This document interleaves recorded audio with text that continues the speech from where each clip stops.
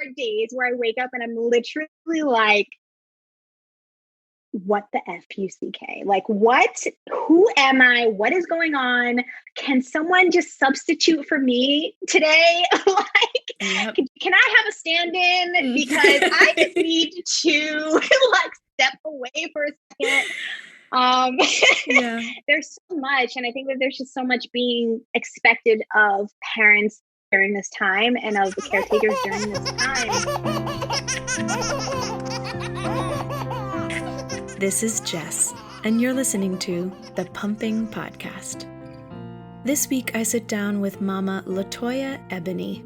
And if you're listening on Apple Podcasts or Spotify, Google Play, anything like that, know that there's also a video of this episode over on YouTube, and so you can check it out there.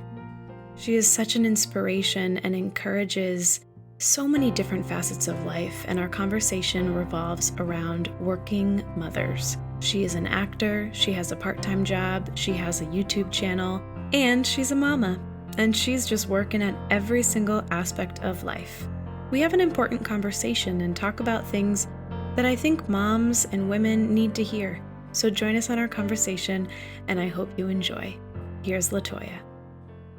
Here we are. I am so excited to sit down and speak with actress, fashion and hair inspiration, and of course, Mama LaToya Ebony. LaToya, thank you so much for being here on the Pumping Podcast. I'm so excited to hear your story. And I was sailing through on Instagram and just find you an inspiration. And I know mamas out there will too. So thank you so much for being here. Thank you so much for having me. I'm excited to have this conversation. Of course. Yeah, there's so much to talk about, so I'll get started. First of all, I need to ask you, you recently drove over 1,600 miles to escape the air quality that's going on in LA. So are you safe? Where are you now? Where are you joining us from? And how are you all? So I am back in Los Angeles now.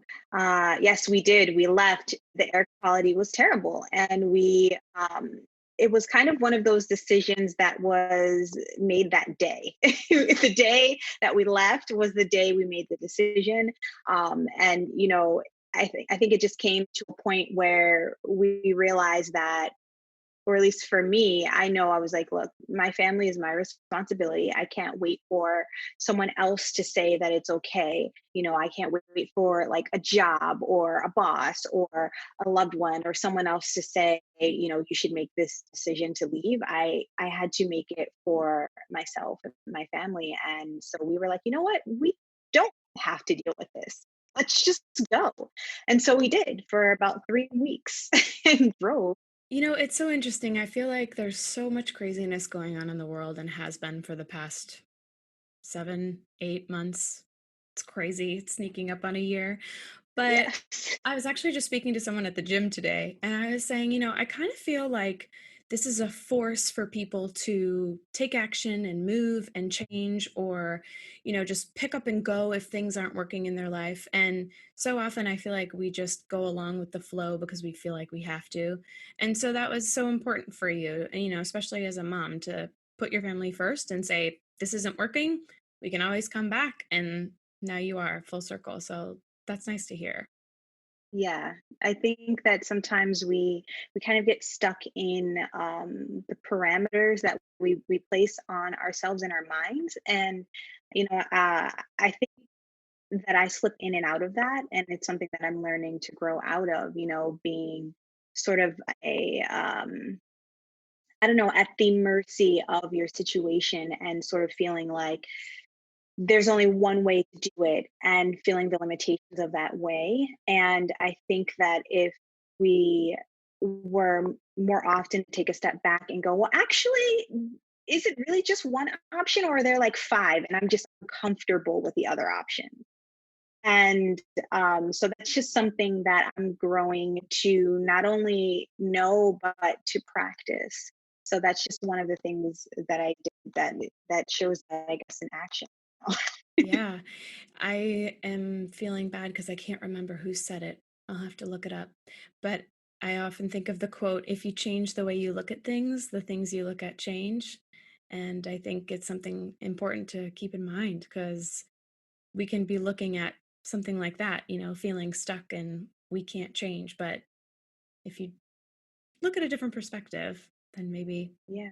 your circumstances will change. So you are you have so many things going on. I feel you are like a multi hyphenate female, and you're so empowering. What would you say are your top passions and the things that you like to advocate and promote the most? Hmm. I know that I'm a storyteller for sure. I love telling stories in different ways, whether it's, just, orally through communication, through video, through other people's stories in terms of being an actress. So I know that for sure. And I know a strength of mine is connection. Um, and so I like to connect with people, and it's the strangest thing. As a kid, I liked watching animals, and also I kind of, if this is going to sound so creepy, I like watching people in moments where they don't know that they're being They're watched. being I watched. know that sounds weird.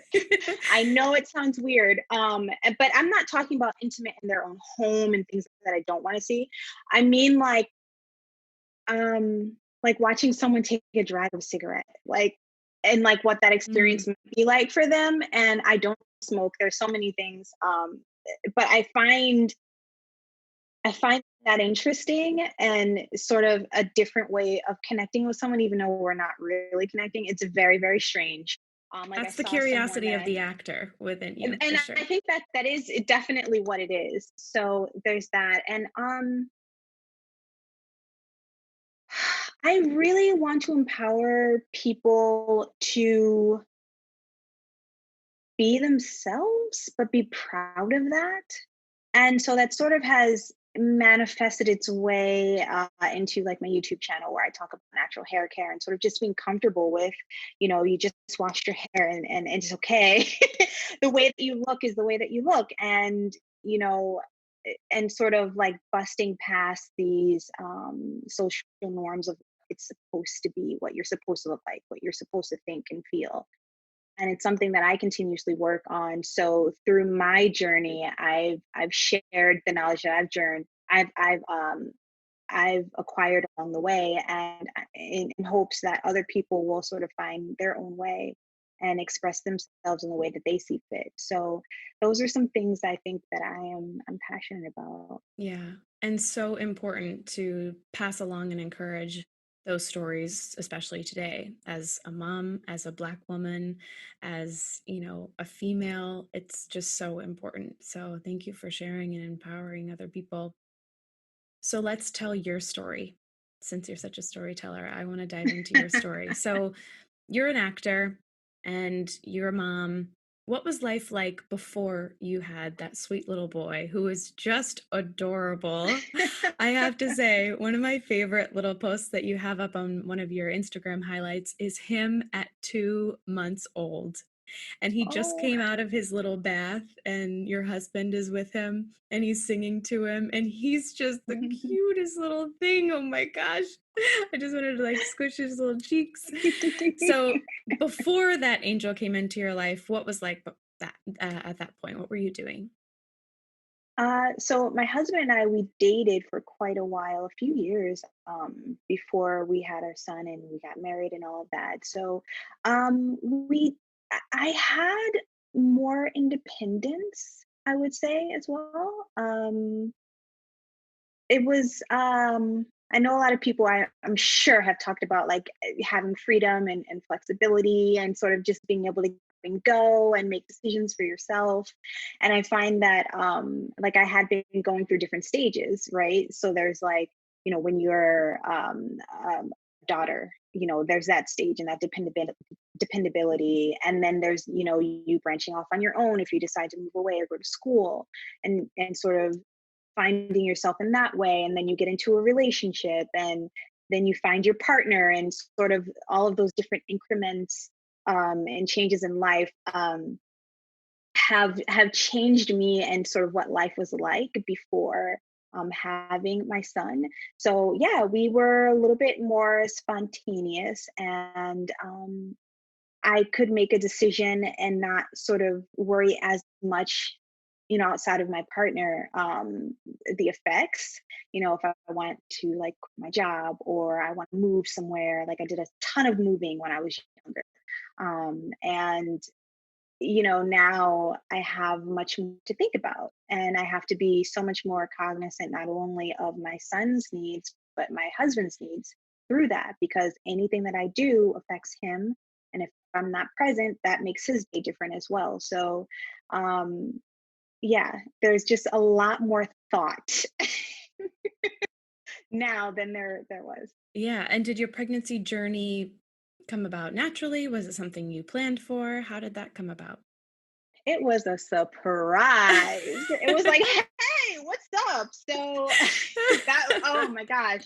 So, like I said, me and my husband had been together for a long time. I'd never been pregnant before, thank God.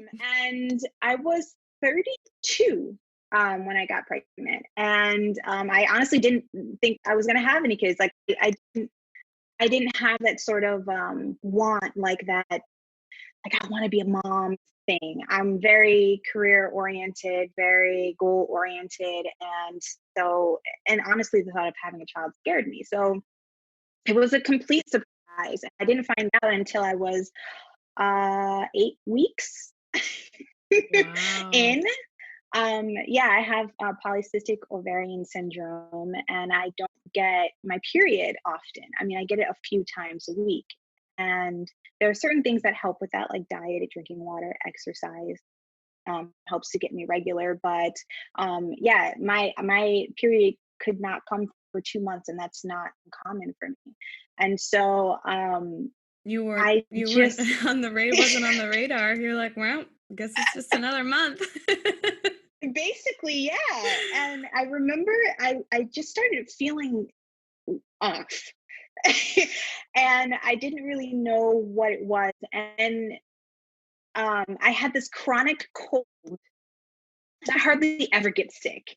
And I kept going to the doctor, and I'm just like, they're like, oh, well, I think it's just a cold. And then like, oh, I think it's just bronchitis. Oh, I think. And so like I'm downing like Tylenol and I mean, all the things you're not supposed to do when you're pregnant, because I just didn't, no one knew, and no one thought to ask for a pregnancy test. Yeah.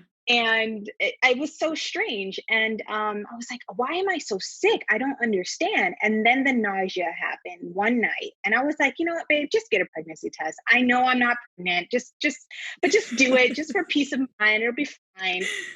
And so I, go in the bathroom, I take the test, and I'm just shocked. I am amused as well.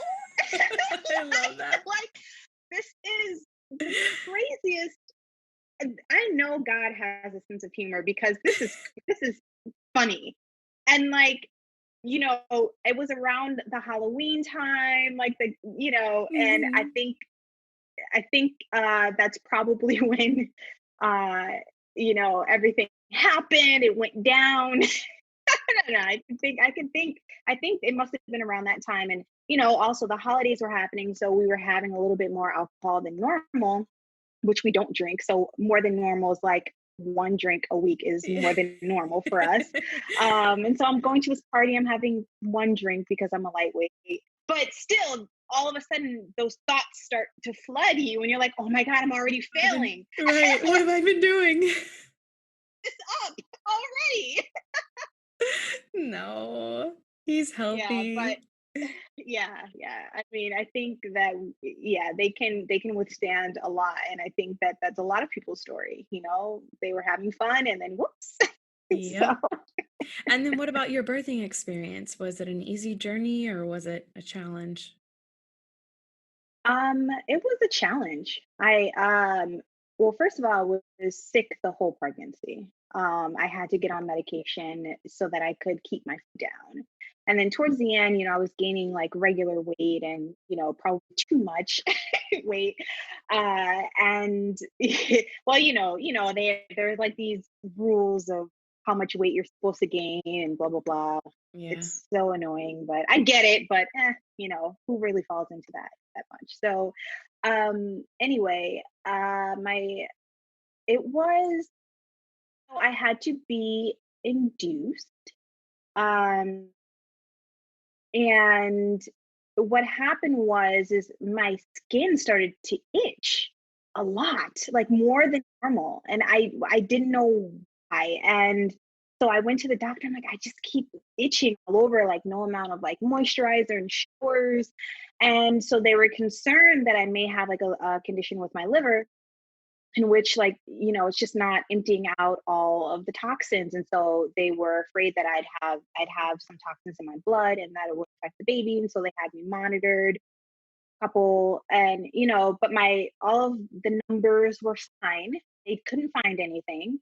And then I went back two nights later, with my hospital bag and everything just in case. And they were like, well, it's really up to you. What do you feel that you want to do right now? And I thought, you know what? I couldn't forgive myself if I went home and something happened and it could have been prevented. So I admitted myself technically.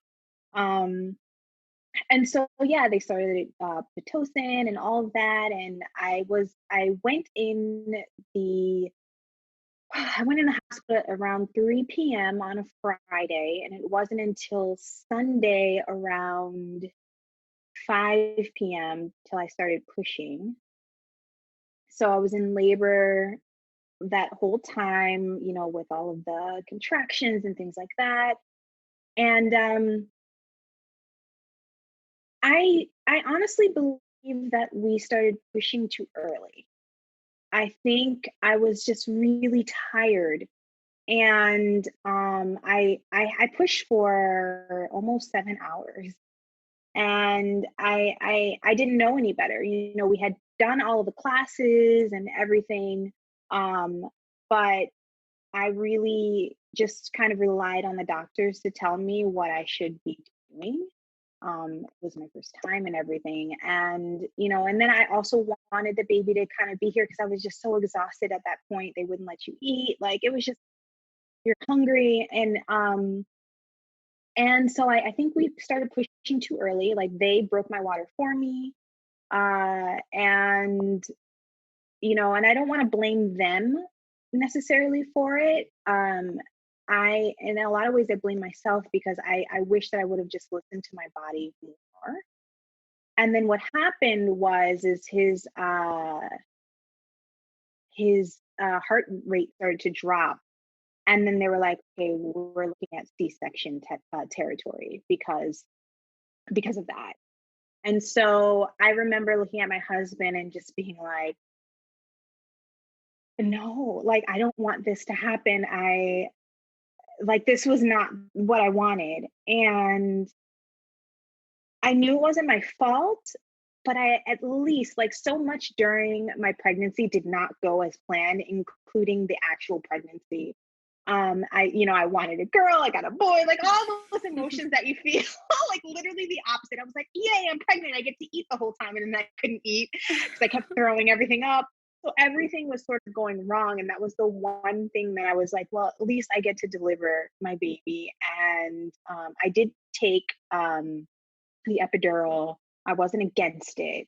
But I think that was another reason why I wasn't as able to pay attention to my body and what it needed, among the other things.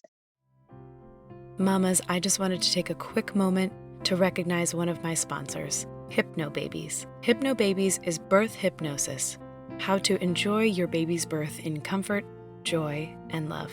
If you're a soon-to-be mama or know a soon-to-be mama, check out the link in the show notes for Hypnobabies. There's a home study course, there's MP3 tracks, and there's also a few non-birthing tracks as well. How to stop smoking, how to help your toddler sleep, and many, many more. Check out Hypnobabies in the show notes for a 20% off discount, and make sure you use the code PUMPINGPODCAST for a 20% off discount. For more info about Hypnobabies, you can go back and listen to episode 7, where I interviewed the founder and CEO, Carrie Tishoff. She was gracious enough to give my listeners a private code for 20% off. So make sure you use that code PUMPINGPODCAST. Go check out Hypnobabies in the show notes. Now back to the show. And so anyway, I had this C-section. The staff was lovely. It was a little strange. There was a man that came in at one point I remember, and and they were all talking about, one of the nurses recognized me from um Oh, wow. from YouTube, and she wasn't there until I was about to get my C-section. She's like, "Oh my god, I think I recognize you. Do you have a YouTube channel?" I was like, "Oh my god, so awkward. Like here I am, my legs are open." This random, like, they're just like, "This is Yep. the strangest thing." And I'm like, "Yep, yep, that's me." Mind you, I look my worst, the worst I've ever looked. Like, I wasn't one of those people who were like, "I need a full face of makeup." I did not prepare. And then there was this man that came in, I guess to overlook things. I don't know. It was so strange. And then he did this weird thing. Like, he walked around unnecessarily to sort of like look down there. Like, it was, and we have they're putting the curtain up, and my doctor's there, my OB. And it's just one of those moments that I kind of remember. And I just remember thinking, like, he had no reason to be down there. Like, what was he, curious? It was so strange because they were all having this conversation about how I looked in person at that moment versus how I looked online. It was Oh, wow. like, it was so strange.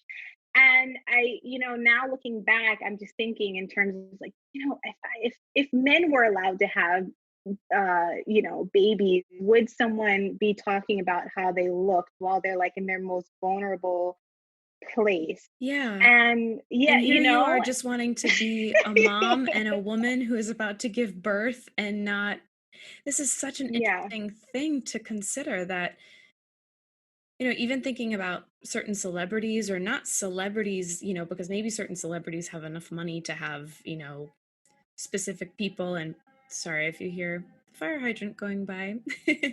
I mean, the fire Oh, department the going fire by. truck, yeah. But maybe they have money to have it so that they're required not to say anything or whatever. But it's such an Mhm. interesting thing that I've never considered before. And that must have felt very what's the word? Like they're in your space. They're in your personal Mhm. space. You usually Yeah. have this screen up between you and YouTube and you can curate what goes out into the world, right? But now it's like, here you are, every inch of you, literally. And now Literally they're inside commenting or on that. out. Yeah. Yeah, it was, at the time, I was so exhausted from pushing and from being in the hospital for so long that it was almost like, in a way, it was kind of like Charlie Brown, where you hear wah, wah, wah, and you're just like kind of going with the flow. And it wasn't until later where I started to sort of think about the things that happened that it didn't, I knew it wasn't malicious. So I wasn't offended. It was just interesting.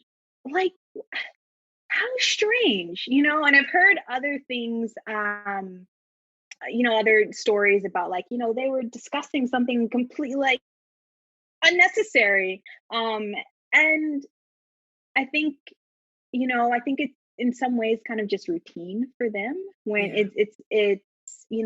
it's your life changing moment, and they are, required to sort of be level headed and sort of think in a completely different way. And I think sometimes that brings out unnecessary conversations and actions that aren't really productive to the time. So, I mean, not giving anyone a pass. I don't want to give anyone a pass. But I do think that it's something that should be explored and probably talked about. If there's anyone listening who like works for a hospital or can help make those decisions, I think that there does need to be a little bit more care in that department because I've heard Yeah. it way too much. Yeah. It's almost like there should be some sort of a rule that once they pass the doors to a patient's room, it's a certain level of, you know, these are our guidelines and limits to what we can discuss, Yes. and it's Yeah. Yeah. empowering and uplifting. And we're not even not talking about, the daily things going on or politics, because I can see that stuff creeping through and that would just be natural. Mhm. Is there anything that you Yeah. would tell moms who are listening I mean, very few moms would be in the situation maybe that they would be recognized on YouTube, but just moms in general who might find themselves in a situation where they're being commented on or questioned. What would you say to those women who might experience that? Um, well, Would you encourage them to speak up, or would it be so here's uncomfortable? the thing. It's one of those where it depends on the person. There are some people who are much more comfortable to speak up, and that makes them feel comfortable. And there are some people who would rather not. I think that it wasn't until after I'd had my son and going through the process where I think that it's so important to have an advocate for you. I think I didn't realize outside of the birthing process what a doula could be for someone. And it's something that I didn't even consider, like growing up, no one had doulas, that's the rich person's thing.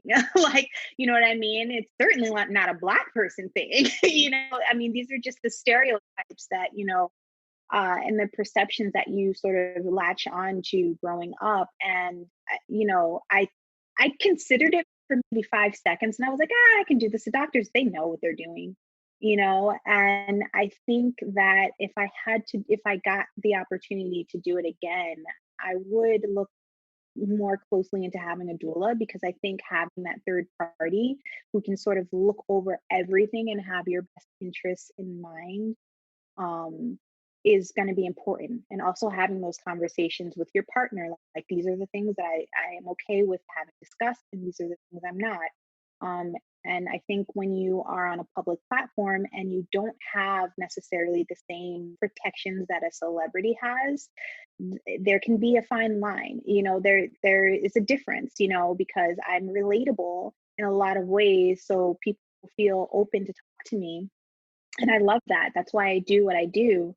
But I don't have the protections and the sort of mystique that like a celebrity would have. So I think that have those conversations at least with your partner so that they can speak up for you. Because the reality of the situation is if you're in a position like I was where you're just exhausted, you may not even be in that headspace to do it for yourself.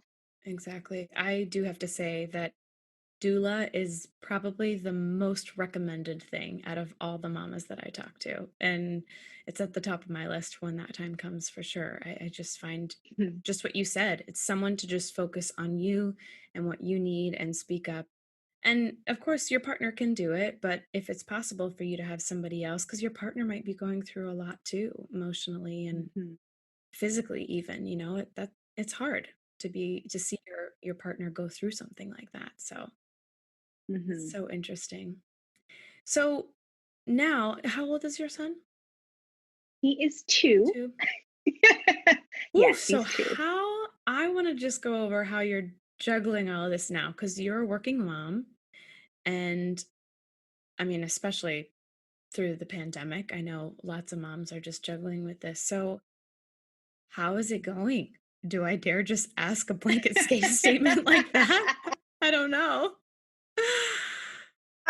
It's a roller coaster. I think everyone's going through their own roller coaster right now, whether you're a parent or a caretaker, uh, caregiver.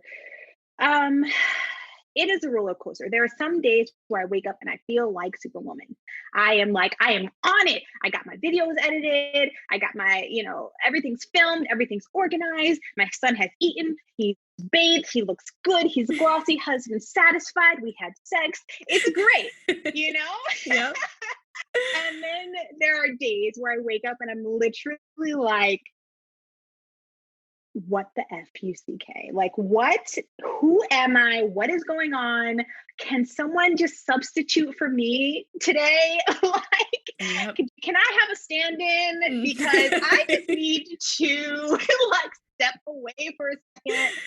Um, Yeah. there's so much, and I think that there's just so much being expected of parents during this time and of the caretakers during this time. So much we're expected to be the teacher now, the caretaker, the house cleaner, the cook, the working parent, the financial provider, the therapist, the everything. all in one. And then there's especially if you're still working at a job, I do YouTube and I still work part time. And there's this strange sort of place where I work in. Most of the people that I work with don't have children. There's a group of us that do. And then there's the managers, and half of them do and they don't, right?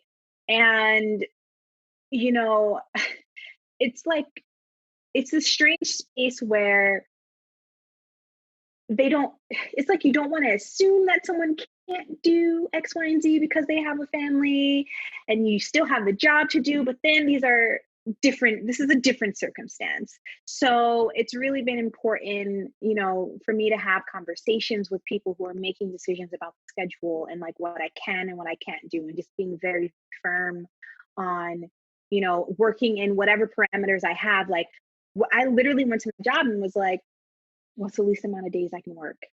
That's what I'm doing. And these are the days I'm available. So, Yeah. I mean, I think a lot of women would be nervous to just say that and ask for that. And I feel like so often we're givers and we give so much of ourselves till there's nothing left. And you're already doing that with your child, with your husband, and then adding all these other layers on top of it. Sometimes it's okay to just say, I'm drowning. I need to do the least bit possible. And what is yeah. that? Or to, I think, like you said before, speaking up can be so hard for certain people. But I also think that there's a little practice in it to say, I cannot work before 8 a.m. I mean, I know I babysit for this one family, and the mother is feeling all this pressure because people are getting on, like coworkers are getting online to start working earlier and earlier. And she said, it feels like it's this weird competition. And I mean, I get on it, she says, like 7:30, and I feel like that's early enough. And then people are getting on even earlier and earlier every day. And I think it's okay to just say, nope, I'm not going to dive into that pool. Like, this is my limitation. So congratulations for saying that. And I think that's important for people to hear. Thank you. Yeah, the times are changing, and Yes. and the policies kind of have not changed with the times, right? So we have, a society in which in the past where women would take care of the home and take care of the children, that was their job and it was a valued job. Um, and then the man went out, and then now we have this sort of, even sometimes the opposite happening, where the man stays home and the woman goes out, and or like this sort of balance of being working but then also staying, like this interesting balance. And I think that the expectations, they're, I mean, it's insane to me. And also the times haven't changed, the policies haven't changed. And one of the things that I had to speak up about at my job. Can you tell that I'm not that afraid to speak up? Hey, I Well, think the more here's people the that thing. hear it, the better. Someone needs to. So here's the thing, right?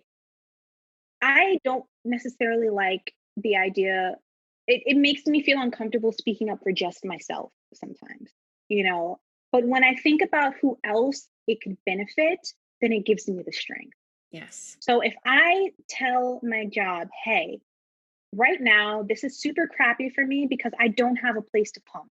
I literally don't. I need privacy, and not just a short curtain where I can hear people like on the outside. Like, what can we do about this? Because maybe it can't be changed during my time doing this, but the next person needs this. And not only just for that female, but also for their partner that's worried about them coming back to work, and I've kind of gone through enough things, and I have sort of an empathy to me naturally that helps me speak up about those things, because it's not just for me, it's for everyone. And sometimes I think that when the person making the decisions are in this confrontation, they sometimes it almost feels as though, okay, well, I'll do you this favor. And that's not the case. It's not a favor. It's actually very productive, not only for business to have a productive and comfortable employees, but also for their partner and also for you. And so I think that if we can get to a place where we can start to uncover some of these needs that are not talked about, and think of them in a way of helping all of society, not just women, not just mothers, but literally everyone. Um, and that can sort of be translated to certain people like, oh, if I treat my employees right, all of them, and give them what they need, they will make me more money, because sometimes that's what it comes down to. Then I think yeah, I think that a lot more would get done if we can just have empathy and learn how to translate to what matters to different groups of people.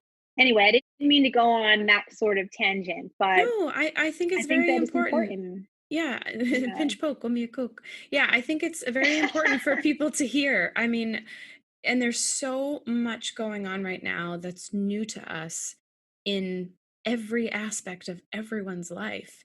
And that's the bottom line. It's like if I'm taken care of in a certain way, which these requirements are not very, we're not talking about only the blue M&Ms here. Like we're talking about some basic necessities. So if I'm taken care of, I'm going to work better for you and everything is just going to flow more efficiently. And I think that's important. I think it's important for moms. I think it's important for women.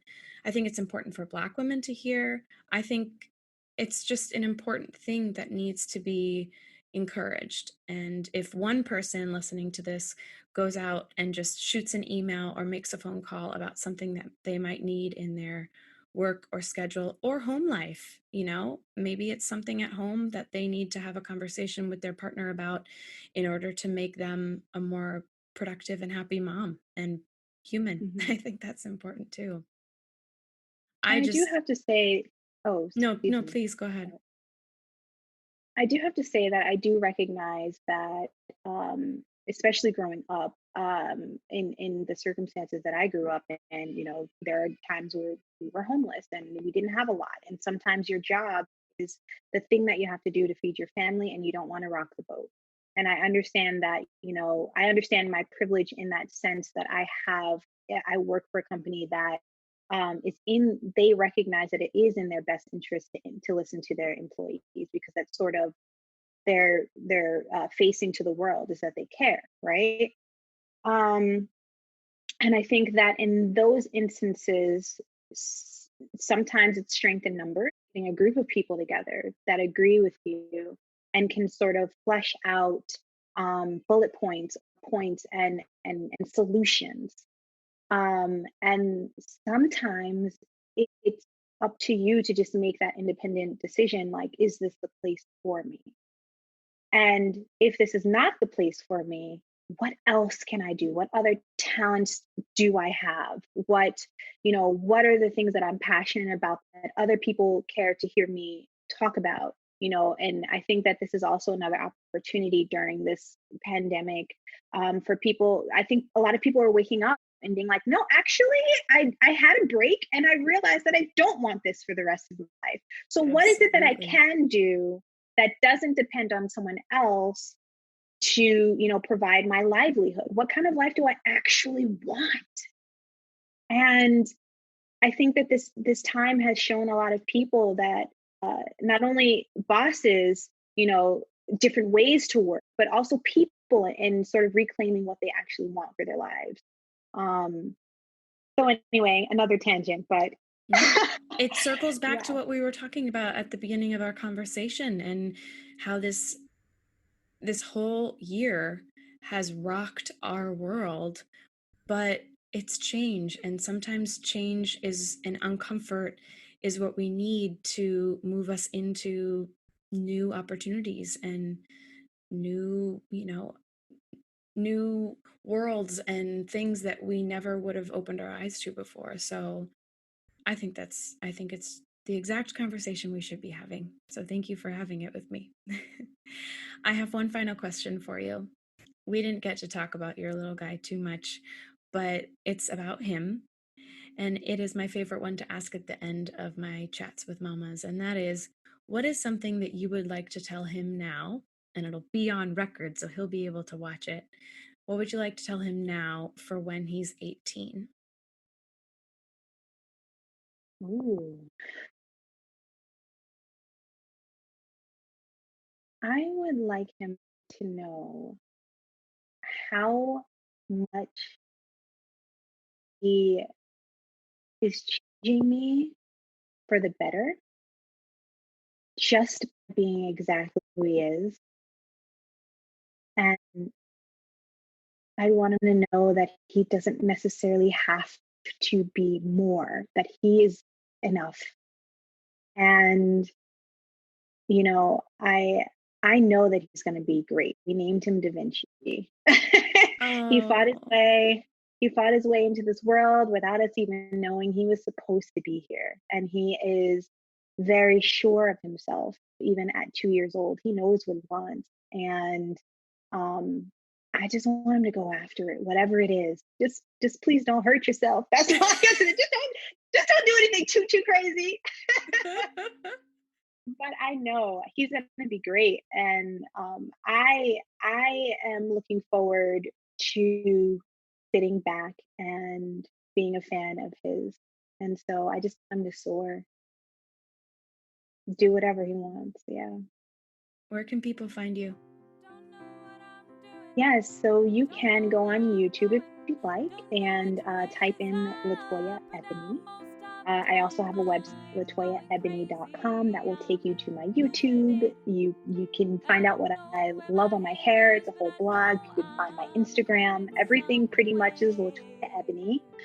And yeah, that's it.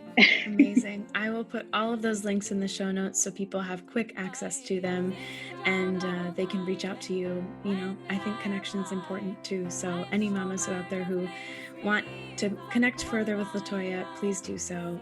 Thank you for sharing your heart with us today. Thank you for being open and encouraging mamas everywhere. I really appreciate it. Thank you so much, Jessica. The Pumping Podcast is a podcast for moms and by moms, and I am your host. I'm not yet a mama. I'm a mama in training. If you're enjoying what you hear, take a minute on Apple Podcasts to subscribe, rate, and make sure you review so other mamas out there can find us and listen along while they're pumping or breastfeeding. Some fun news for you, we have a private mama network for support and community of mamas. If you'd like to join, email info@thepumpingpodcast.com. Also, if you'd like to be a guest and share your journey into motherhood, email interviews@thepumpingpodcast.com. Follow us on Instagram @thepumpingpodcast. And for any other questions or to connect, check out thepumpingpodcast.com. Thank you so much for spending some of your day with me. You light me up and inspire me. And share the podcast with a mama or future mama you know. Until next time, keep on pumping.